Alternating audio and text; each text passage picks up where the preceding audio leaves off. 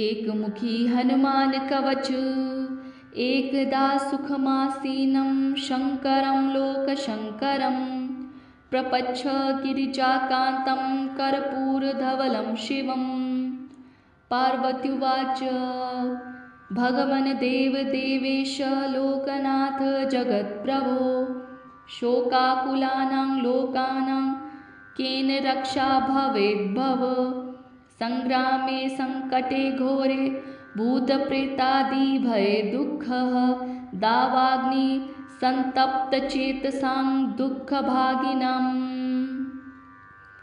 महादेव उवाच शृणो देवी प्रवक्ष्यामि लोकानां हितकाम्यया विभीषणाय रामेण प्रेम्णा दत्तं च यत्पुरा कवच कपिनाथस्य वायुपुत्रस्य धीमता गुहतते प्रवक्ष्यामि विशेषाच्छृणु सुन्दरी विनियोगः। ॐ अस्य श्री हनुमान कवच स्तोत्र मंत्रस्य श्रीरामचन्द्रः ऋषिः श्रीवीरो हनुमान परमात्मा देवता अनुष्टुप छन्दा मारुतात्मज इति बीजम् अंजनी सुनुरिति शक्ति लक्ष्मण प्राणदाता इति जिह्वः श्रीराम भक्तिरिति कवचम् लंका प्रदाहक इति कीलकं मम सकल कार्य सिद्ध्यर्थे जपे विनियोग। ॐ ऐं श्रीं ह्रां ह्रीं ह्रूं ह्रैं ह्रौं ह्रः करन्यासः। ॐ ह्रां अंगुष्ठाभ्यां नमः। ॐ ह्रीं तर्जनीभ्यां नमः। ॐ हुं मध्यमाभ्यां नमः। ॐ हैं अनामिकाभ्यां नमः। ॐ ह्रूं कनिष्ठकाभ्यां नमः। ॐ ह्रः करतलकरपृष्ठाभ्यां नमः। हृदयादिन्यास। ॐ अंजनीसूतवे नमः। हृदयाय नमः। ॐ रुद्रमूर्तये नमः। शिरसे स्वाहा। ॐ वातात्मजाय नमः। शिखायां वष्ट। ॐ रामभक्तिरताय नमः। कवचाय हुं। ॐ वज्रकवचाय नमः। नेत्रत्रयाय वष्ट। ॐ ब्रह्मास्त्रनिवारणाय नमः। अस्त्राय फट्। ध्यान। ॐ ध्यायेदबालदिवाकरद्युतिनिभं देवारिदर्पापहं देवेन्द्रप्रमुखप्रशस्तयशसं देदीप्यमानं रुचा सुग्रीवादिसमस्तवानरयुतं सुव्यक्ततत्त्वप्रियं संरक्तारुणलोचनं पवनजं पीताम्बरालङ्कृतम् उदन्मार्तण्डकोटिप्रकटरुचियुतं चारुवीरासनस्थं मौञ्जीयज्ञोपवीताभरणरुचिशिखाशोभितं कुण्डलाढ्यम् भक्तानामिष्टदमनप्रणतमुनजङ्गवेदनादप्रमोदं ध्यायेदेवं विधेय पल्वगकुलपतिकोशपतिभूतवर्धिं वज्राङ्गपिङ्गकेशाढ्यां स्वर्णकुण्डलमण्डितम् उद्धदक्षिणदोर्दण्डं हनुमन्तं विचिन्त्ये स्फटिकाभं स्वर्णकान्तिद्विभुजं च कुताञ्जलिं कुण्डलद्वयसंशोभिमुखाम्भोजं हरिं भजे।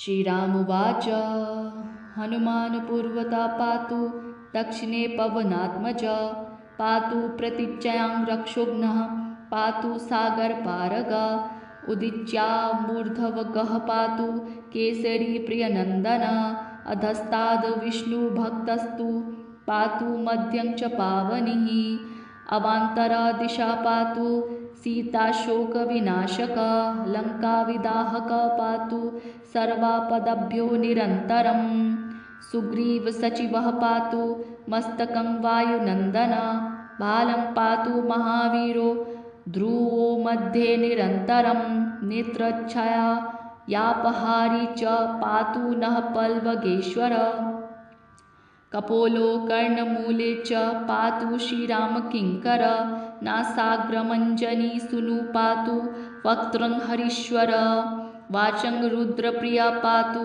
जिह्वा पिङ्गललोचन पातु दन्तान् फाल्गुनिष्ठाश्चिबुकं दैत्यापादः पातु कण्ठं च दैत्यारिः स्कन्दौ पातु सुरार्चितः भुजौ पातु महातेज करोतो चरणायुध नखायुध पातु कुक्षि पातु कपीश्वर वक्षो मुद्रापहारी च पातु पार्श्वे भुजायुध लङ्काविभञ्जनः पातु पृष्ठदेशे निरन्तरं वाभिचरामदूतस्तु कोटिं पात्वनीलात्मजः गुहं पातु महाप्रज्ञो लिङ्ग पातु शिवप्रिया उरुच चानुनी पातु लङ्काप्रसादभञ्जन जङ्घे पातु कपिश्रेष्ठो गुल्फो पातु महाबल अचलोद्धारक पातु पादो भास्करसन्निभ अङ्गन्यामित सत्त्वाढयः पातु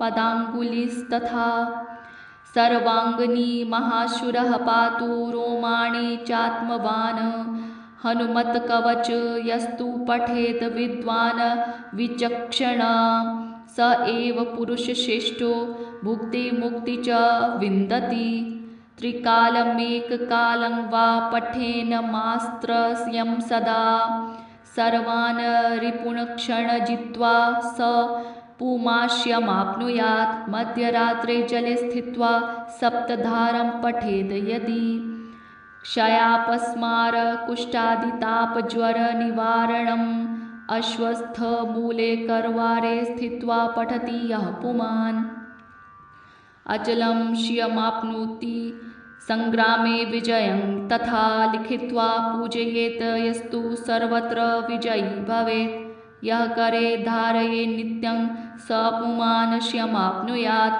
विवादे द्यूतकाले च द्यूते राजकुले रणे दशवारं पठेद् रात्रो मिताहारो जितेन्द्रियः विजयं लभते लोके मानुषेषु नराधिप भूतप्रेत महादुर्गे रणे सागर संपल्वे सिंहव्याघ्रभये चोग्रे शरशस्त्रास्त्रपातने शृङ्खलाबन्धने चैव कराग्रह नियन्त्रणे कायस्तोभे वहनि चक्रे क्षेत्रे घोरे सुधारणे शोके महारणे चैव बालग्रहविनाशनं सर्वदा तु पठेन्नित्यं चमाप्नुत्य संशयम् भुजेव वसने रक्ते क्षीमेव तालपत्रके त्रिगन्धेनाथमस्यैव विलिख्य धारयेन्नरः पञ्चसप्त त्रिलोहेर्वो गोपितकवचं शुभं गले कट्यां बाहुमूले कण्ठे शिरसि